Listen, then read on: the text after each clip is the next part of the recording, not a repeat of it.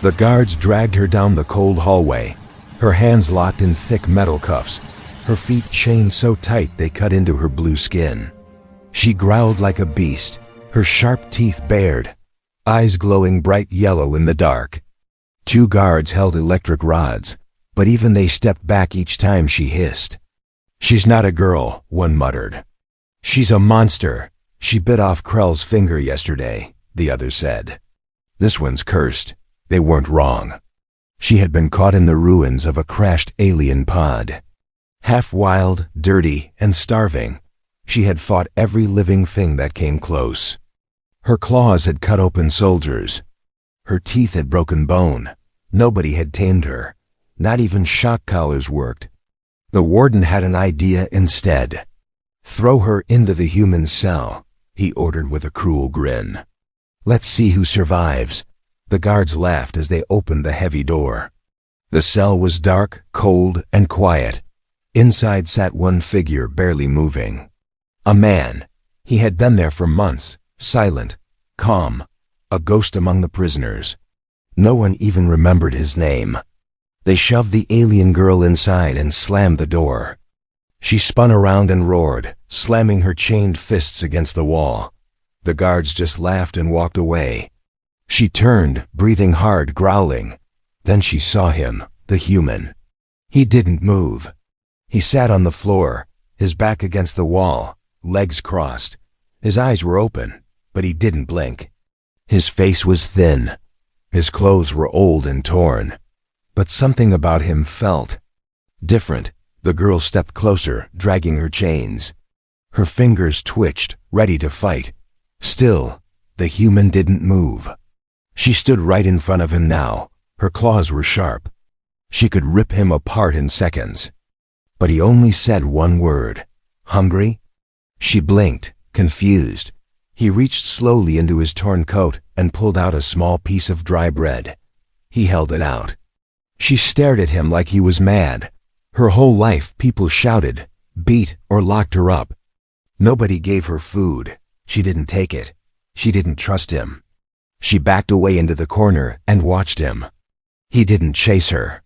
He just placed the bread on the ground and leaned back again, closing his eyes. Minutes passed, then an hour. She waited. He didn't move. She sniffed the air. The bread smelled good. Her stomach growled. Cautiously, she crawled closer. Her fingers shook. She grabbed the bread and ran back to her corner like a wild animal. She ate fast, too fast, then coughed, then stopped and stared. Why hadn't he attacked? Why hadn't he shouted? Why hadn't he tried to hurt her? He opened his eyes again and looked at her. She looked back.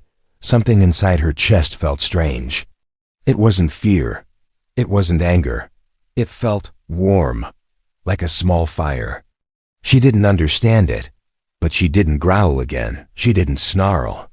She just sat there, breathing slowly, chains around her arms and legs, and eyes on the strange human. For the first time since being captured, she didn't feel like an animal. The lights in the prison cell flickered again. Cold air leaked through the cracks in the wall.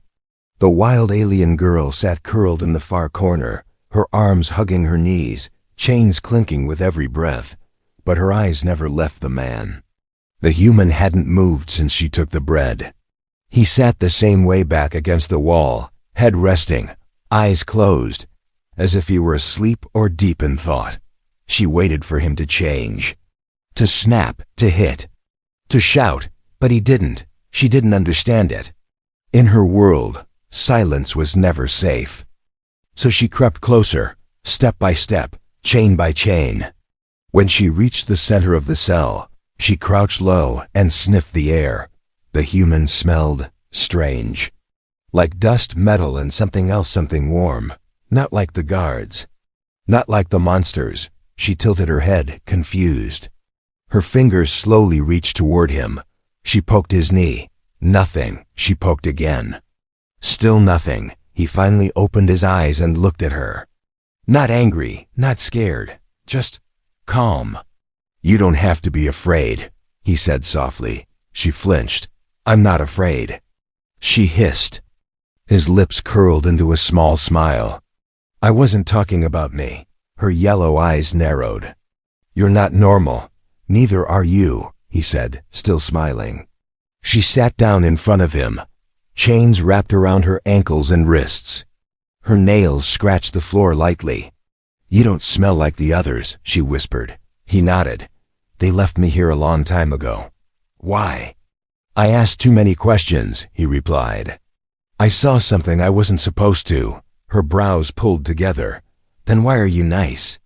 He looked at her closely. Because someone once helped me too. When I had nothing. She didn't know what to say. No one had ever helped her. No one had ever looked at her like she was anything more than a threat. Her claws lowered slightly. He reached into his coat again. This time, he pulled out a small metal cube. He pressed it, and a soft blue light glowed. It projected a tiny hologram of a planet. Green. Blue. Clouds spinning slowly. Earth. She gasped. What is that? My home. Her voice dropped. It's beautiful. He nodded. It was. Maybe still is.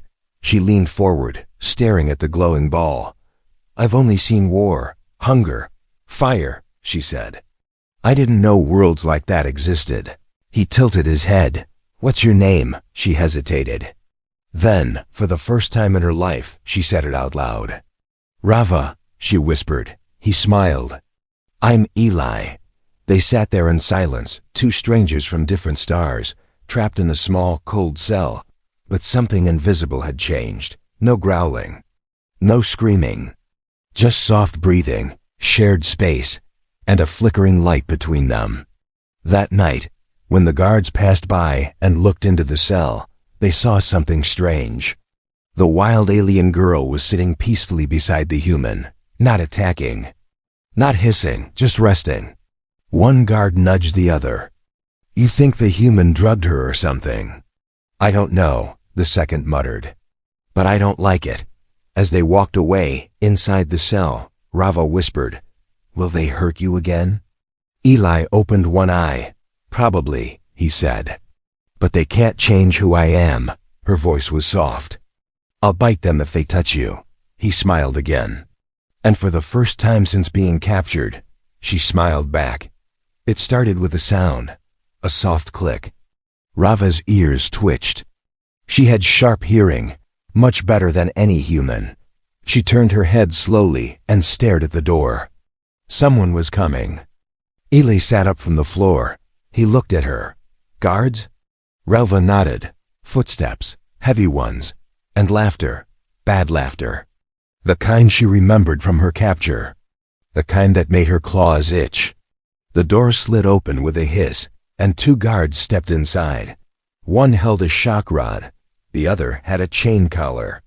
There she is, the taller one said. Looks like our little beast is getting too friendly. We're here to remind her what she is. The second guard sneered. Eli stood between them and Rava, hands raised.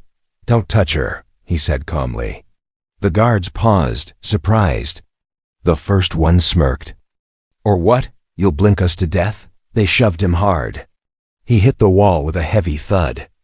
Eli, Rava shouted. She leapt forward, teeth bared, but her ankle chain snapped her back to the floor. She hit hard, groaned, and tried again. The guards laughed and moved toward her, but Eli got up again. His face was bleeding, one eye already swelling, but he didn't stop. He stepped between them once more. I said don't touch her. This time the guards didn't talk. They hit him. One blow to the stomach. One to the face. He fell again. Blood hit the floor. Rova screamed. The whole cell shook with her cry.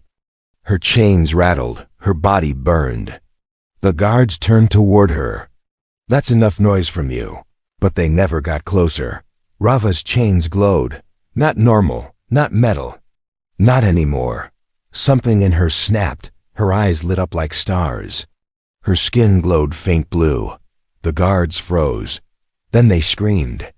The chains began to vibrate, and then broke with a loud crack. She stood tall, breathing heavy, her claws ready. But Eli, lying on the floor, raised a hand weakly. "Don't," he whispered. She stopped.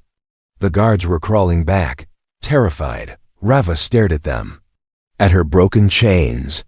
She could kill them now. She could run. But she didn't. She turned and knelt beside Eli. Blood ran down his face. "You protected me," she said, her voice shaking. He tried to smile. "You're not a monster." She didn't speak. She ripped the edge of her torn dress and pressed it against his wounds. Her hands, always used for fighting, were now shaking as they tried to heal. The guards ran out, screaming for help. Alarms rang across the prison. Rava didn't care. She stayed beside Eli. "I could have escaped," she whispered. "But you didn't," he replied softly. Her voice broke. "You got hurt because of me. I chose to. Why?" He looked at her. His words were soft, honest. "Because I saw someone worth saving." Her heart beat fast.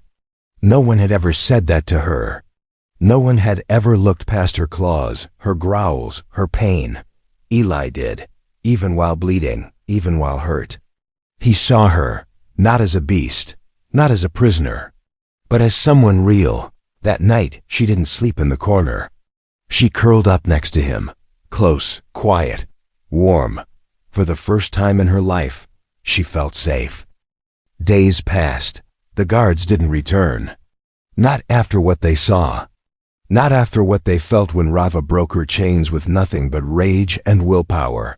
Now the cell was quiet. Too quiet. Rava sat beside Eli. His wounds were healing slowly, but pain still sat in his eyes.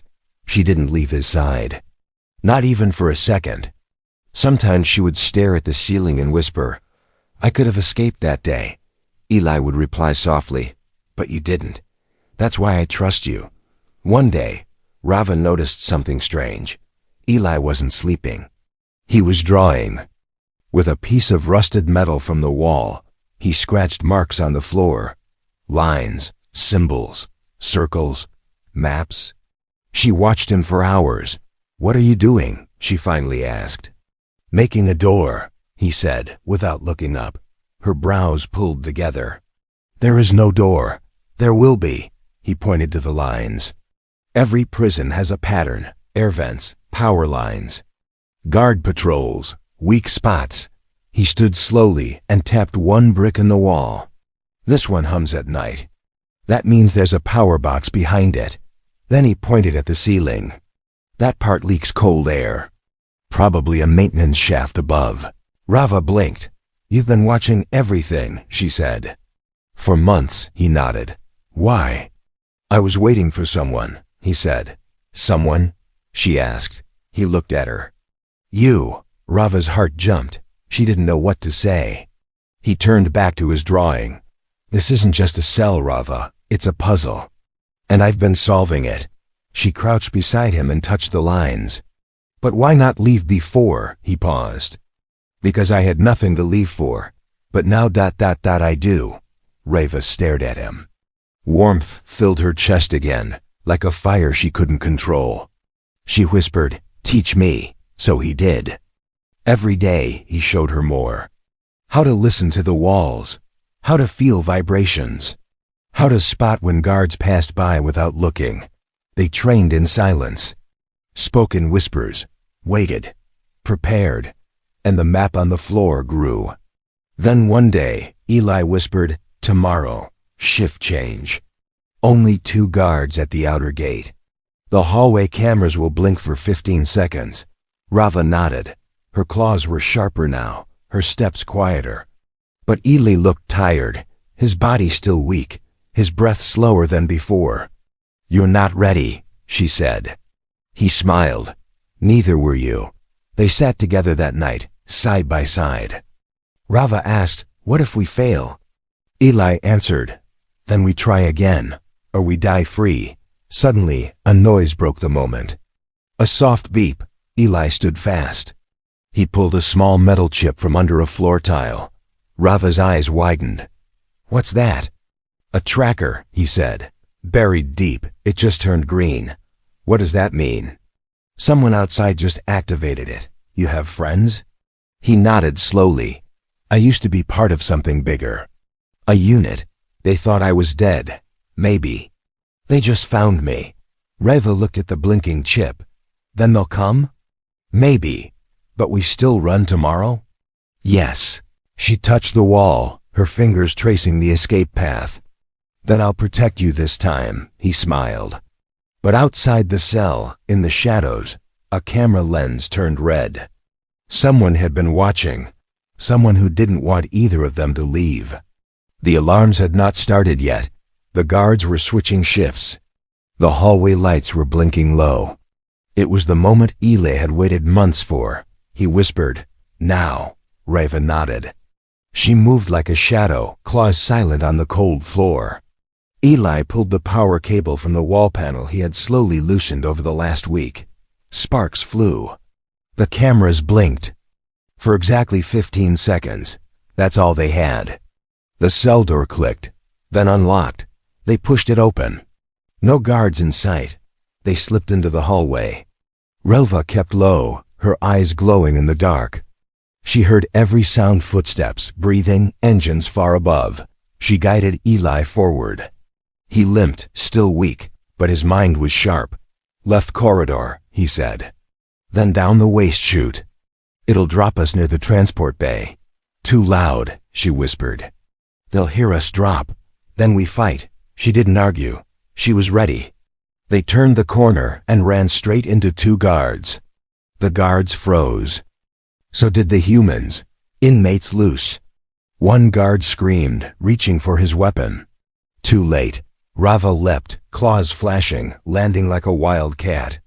She knocked one down before he could shout again. Eli grabbed the other and slammed his head into the wall.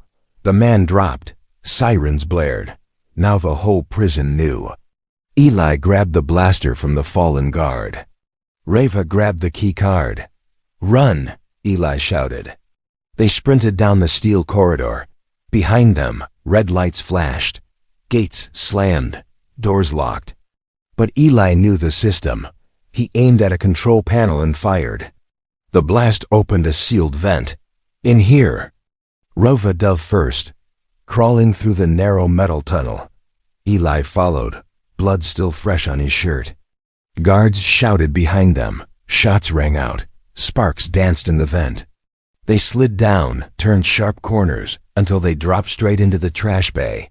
It stank of oil, metal, and rot. But they were alive. Eli coughed. Reva pulled him up. "Just a little farther," he whispered. They ran to the maintenance shaft. Above them was a ladder, 30 feet. She grabbed Eli's hand.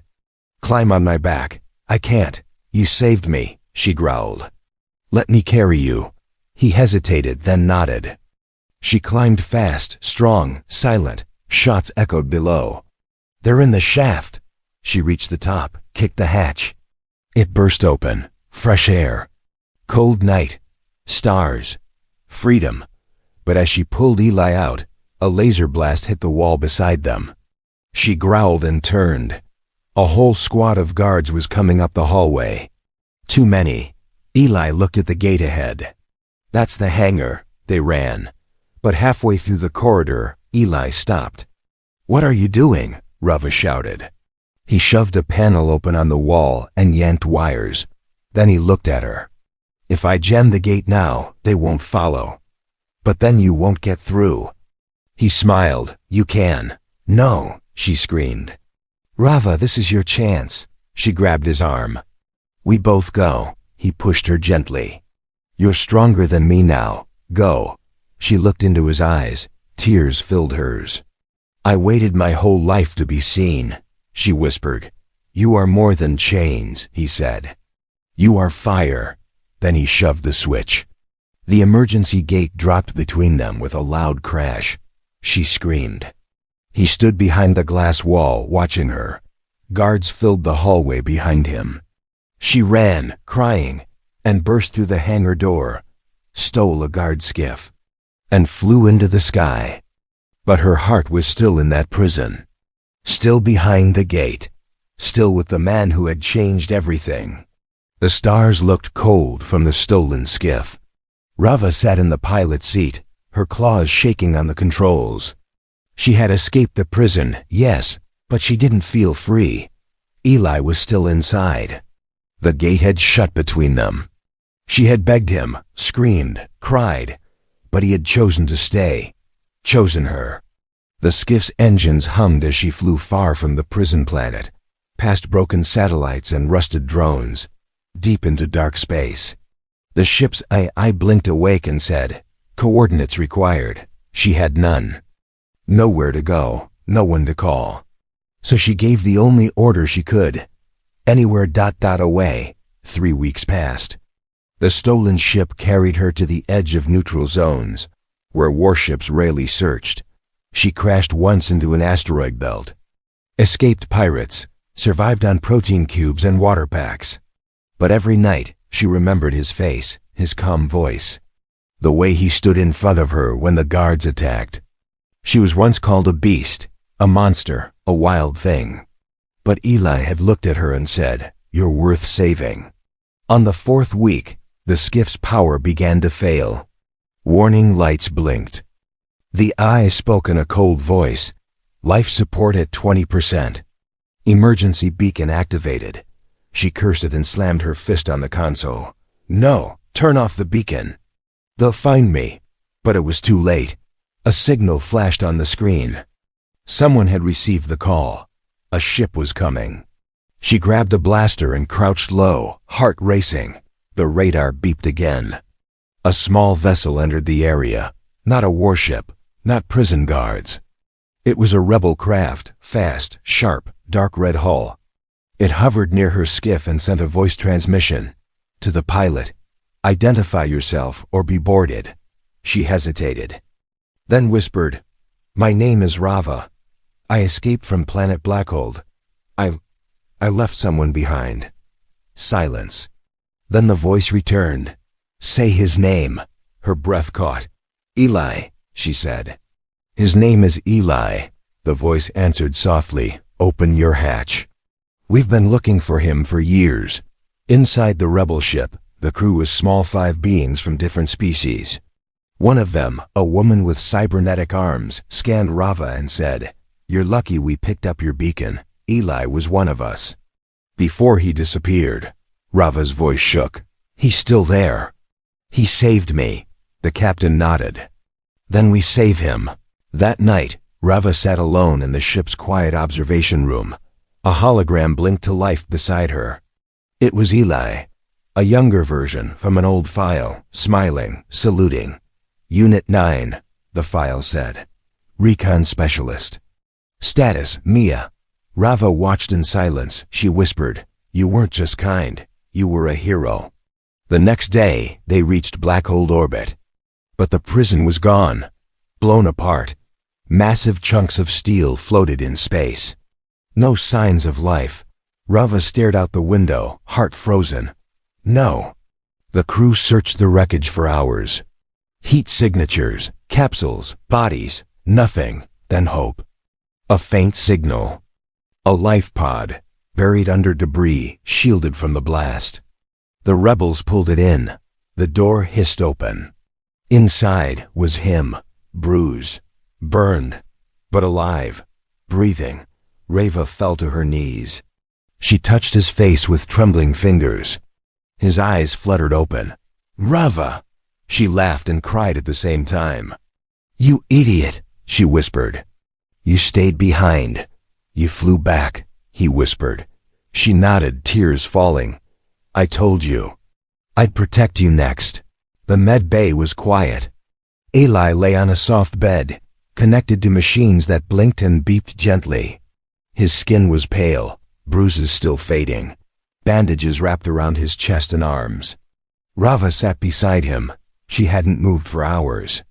Her claws were clean now. Her wild hair was brushed.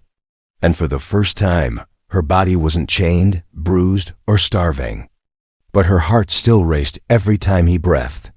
When Eli finally opened his eyes fully, he saw her sleeping in the chair beside him, arms crossed and face pressed to her knees. He smiled weakly. "You're still here," he whispered. Her eyes snapped open. "Of course I'm here," she said. sitting up fast. "You came back." "I had to," she said, voice trembling. "You saved me." He blinked. "How did you find me?" "The rebels." "They knew your name," she said. "They said you were one of them." "A lost soldier." He looked down. "I thought they gave up on me." "They didn't," she whispered. "And I didn't." Silence filled the room. Then she reached into her pocket and pulled something out. "A metal chip. I found this in the wreckage," she said. "Your signal beacon." He took it and smiled. "I planted that the day I was captured." "And you waited this long?" she asked. "I knew someone would come," he said. Rava lowered her head. "I thought I left you to die." Eli looked into her eyes. "No, you gave me a reason to live." 3 days later, Eli stood on the bridge of the rebel ship, leaning on a metal cane. Rava stood beside him, taller now, her back straight, her eyes calm. The crew stared at them with respect. The captain walked up. "We're heading to Nexus Prime," she said. "Big capital, safe zone, you both can start over." Eli nodded. "Thank you." But Rava didn't speak. She looked at the stars ahead. Then back at Eli. "I don't want to start over," she said. He looked at her. "I want to keep going," she added. "With you." He smiled. "Where?" She shrugged. "Anywhere they need help. Anywhere there are people like me, chained, alone." Eli grinned. "You sound like me now." She reached for his hand. "I learned it from you." Weeks passed. Together, they joined the rebel cause. Not as prisoners, but as rescuers. They broke open slave camps, freed children from labor mines, shut down dark prisons like the one they had escaped. People began to whisper about them. The wild girl who became a guardian, the silent human who never gave up. They were legends now. And still, they stayed side by side. One night, as they watched a new sunrise from a jungle world they had just freed, Eli turned to her. "Do you ever miss your old self?" he asked. Rava thought for a moment. "No," she said. She was afraid. She growled and bit because no one listened. "And now? Now I have a voice. And I use it." He nodded. "And you?" she asked. Eli smiled softly. "I was lost in that cell, waiting for something. Someone. Then you arrived, roaring like a storm," she chuckled. "You didn't even flinch. You were never a monster," he said. "You were just waiting to be seen." Rava touched her chest. "And you saw me." The sun rose higher, birds flew overhead. And as the light bathed them both, 2 shadows stood strong on a hill once covered in pain. Now it was full of hope. Because even in the darkest cell, a wild heart can be tamed. And a silent soul can rise again. Together.